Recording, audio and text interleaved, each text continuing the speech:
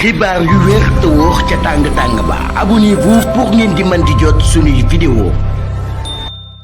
dal leen ak jàmm seen bi di Buzz 221 HD kii di Habib Mboup di akub conseiller municipal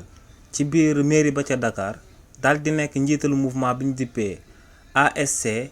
dal dinay porter plainte ñaari garde du corps yu dal di wër kookee di Barthélémy Dias. si li ni mel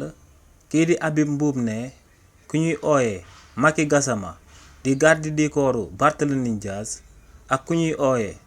Landing di garde du corps Barthélémy Dias ñaar ñooñee ñoo ko daal di menacé de mort. nee nag njortu na ko ne ñaar ñooñee bu ñu amalee li ni mel kii di Barthélémy Dias moom moo leen daal di yónni ndax ne moom akub jeune conseil municipal la bu bokk ak koñ Barthélémy Dias ci Mermoz Sacré-Cœur te ne ñoom ñaar bokkuñu gis-gis bokkuñu manière bi nga xam ne moom la ñuy amalee politique.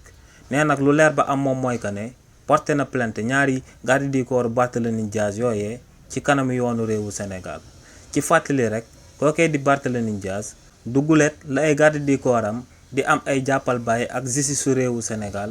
ndax ci élection législative anticipée yi ñu daan amal ci réewu Sénégal ay garde du corps yu bëri yu doon ànd ak Barthélémy Dias jàppoon nañ leen daal di leen di tëj ci kaso bi ginnaaw ba ñooñee agressé woon ay commerçant yu nekkoon ca marché Sor bi nga xam ne Saint-Louis la daal di nekk te ñooñee defuñu woon dara lu dul di doon yuuxu que ne dañoo daal di bëgg président Ousmane Sonko. donc kookee di Barthélémy Dias amaat na yeneen ñaari garde du corps am yi nga xam ne porté waat nañ leen plainte ndax ñaar ñooñee dañoo daal di menacé ak conseil municipal buy uyoo ci turu Habib Mboup te muy liggéey ci biir mairie ba ca Dakar. xibaar yu wér te wóor ca tàng ba abonnez-vous pour ngeen di mën di jot suñuy vidéo.